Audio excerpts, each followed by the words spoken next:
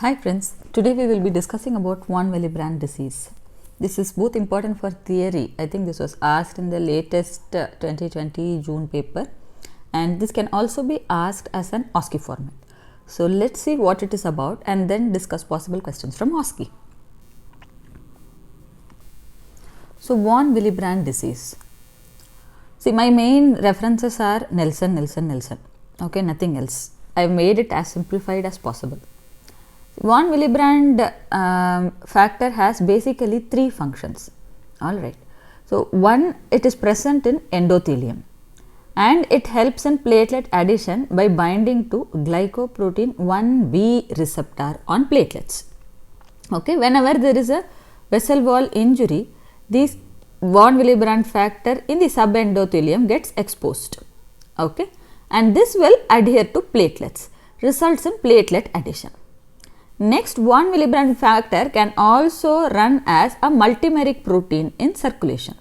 Whenever there is a high shear stress as in an injury, what happens? There is unfolding of this multimeric protein and it binds to multiple platelets. Okay, it also helps in recruiting too many platelets there. So, hence it helps in platelet aggregation.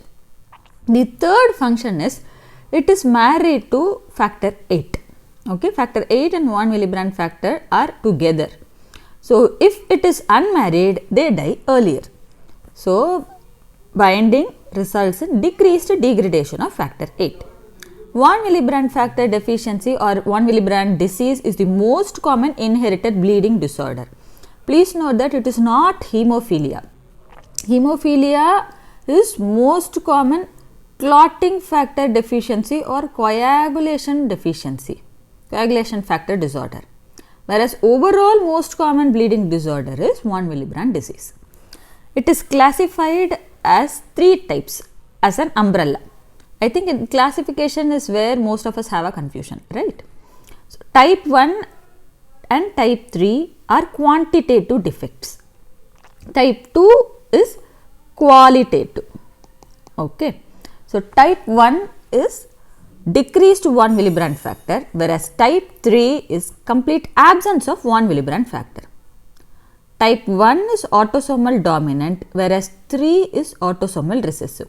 Always remember, autosomal recessive disease, if you have something in a in a syndrome or in a disorder, compared to autosomal dominant, autosomal recessive is always worse, always more severe. So, autosomal recessive, absent von Willebrand factor, so consequently the most severe disease. Okay. Type 1 autosomal dominant with reduced von Willebrand factor is the most common among von Willebrand factor types. So, we will see the pathogenesis in each one. See, type 1 has mild to moderate bleeding. The classical clinical features are one is menorrhagia. Females especially can present with menorrhagia. Sorry for my handwriting.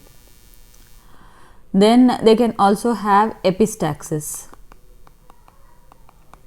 Okay, or bleeding anywhere generally. Okay, and this is the classical presentation. Usually there will be a family history of bleeding, following which the patient who is presenting to you will also have increased bleeding in the form of epistaxis or menorrhagia or bleeding elsewhere, and usually it will be just mild to moderate bleeding because it is just mild to moderate deficiency of von Willebrand factor. Understood? And you should identify that this low von Willebrand factor is due to actually low production rather than increased clearance. So, that is one specific type called as 1C. Okay. It is important to identify this because in these conditions you need to actually give von Willebrand factor as a treatment rather than giving desmopressin. What does desmopressin do? Desmopressin actually increases release of von Willebrand factor that is already there. Okay. But here if you increase the release also, what happens? It is again going to get cleared. Isn't it so? It is just in this 1C subtype. Otherwise, for rest of type 1, desmopressin is a treatment of choice. And in other conditions, you can have decreased or increased von Willebrand factor like blood group type O, hypothyroid and valproic acid consumption, valproate consumption. Increased 1 millibrand factor is present in stress, exercise and pregnancy. So, all these needs to be taken into account when you are doing an assay for 1 millibrand factor. I think this is going more like just high yield points presentation. Yeah, so tell me if you guys like this form also. Alright, next is type 3. Type 3 is the most severe because you are having absent 1 millibrand factor, and it will present very similar to hemophilia, but hemophilia in a mild form of hemophilia. They will have some hemarthrosis, they will have some deep ecchymosis. It will not be very severe, and the treatment, because 1 millibrand factor is absent, it should be treated with 1 millibrand factor concentrate. It's as simple as that. Type 2 is where the most confusion comes in. There are 4 types: A, B, M and N. Okay. So, A is the most common among all of these 4 in type 2. Okay. The problem with A is the 1 millibrand factor cannot multimerize. So, if it cannot multimerize, it results in no platelet aggregation. Addition will happen, but not aggregation. So, ultimately there will not be a proper clot formation, results in increased bleeding. Okay. Type 2 or B, type 2B is gain of function mutation resulting in increased platelet binding. Okay. 1B and 1 millibrand factor are married to each other here. It's cheating. Na? Say. So, 1B and 1 millibrand factor, whenever it gets married, it gets cleared immediately. Okay, because actual marriage should be between 1 millibrand factor and factor 8. Isn't it so? So, here there is a wrong connection with platelet because of a mutation. Since there is a wrong connection, there is increased clearance of both platelet and 1 millibrand factor. So, here when you are doing an assay, you will have 1 millibrand factor reduction and also thrombocytopenia. Okay. In this condition, desmopressin is again contraindicated because whatever increased secretion happens will bind to platelets, and increased binding will again cause clearance and thrombocytopenia. Okay. So, here you will have to give 1 millibrand factor concentrate so that it saturates whatever platelets are there, and then some will remain for actual clotting function. A close differential is platelet type pseudo 1 millibrand disease. Okay. So, it is very simple. Okay. In type 2B, what happens? 1 millibrand factor is having the mutation. In platelet type, what happens? The other end, the 1B has a mutation. Okay, glycoprotein 1B has a mutation, and again this binds to in platelet and 1 millibrand factor, and rest is same. Okay. The reason for you to identify this is the treatment is not 1 millibrand factor here. Treatment is platelet transfusion because transfused platelets will have the normal receptor. Understood? Next is type C, type 2M. I don't know why they named it like this. They could have easily kept it as C. Easy to remember for us. Yeah. So, M. Okay. M is for normal multimer. Okay. There is no problem in multimerization here, but there is a defect in binding to platelet. 2B was increased binding. Okay. 2M is decreased binding. So, if binding is not there, addition is not going to be present. Okay. So, this is a addition problem.